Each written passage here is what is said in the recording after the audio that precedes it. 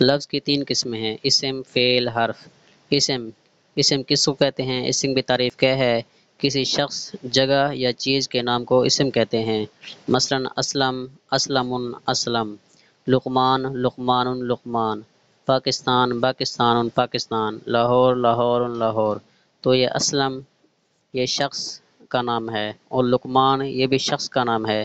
اس طرح اسلم، لقمان یہ عربی میں کی مثال ہو گئی، تو اس میں یہ بھی شخص کا نام ہے۔ اسلم، لقمان یہ عربی میں مثال ہو گئی، تو یہ شخص کا نام ہے، تو یہ اسم ہے۔ اس طرح لقمان ہو گیا پاکستان، لاہور یہ پاکستان یہ لاہور یہ جگہ کی مثال ہے۔ اس طرح پاکستان، لاہور، پاکستان، لاہور یہ جگہ کی مثال ہو گئی، تو یہ اسم ہے۔ آگے ہے فعل۔ فعل کس کو کہتے ہیں؟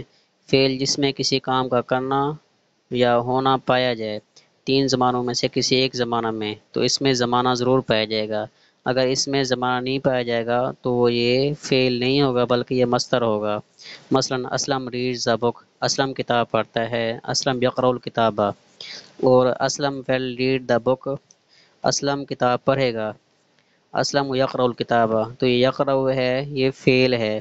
اس طرح یہ کتاب یہ پڑھے گا یہ بھی فعل ہے، یہ پڑھتا ہے یہ پڑھتا یہ بھی فعل ہے، یقرأ یہ بھی فعل ہے، اور یہ فعل حال ہے، اور یہ فعل مستقبل ہے، اور یہ حال اس میں یہ یقرأ اس میں حال بھی پایا جاتا ہے اور مستقبل بھی پایا جاتا ہے عربی میں۔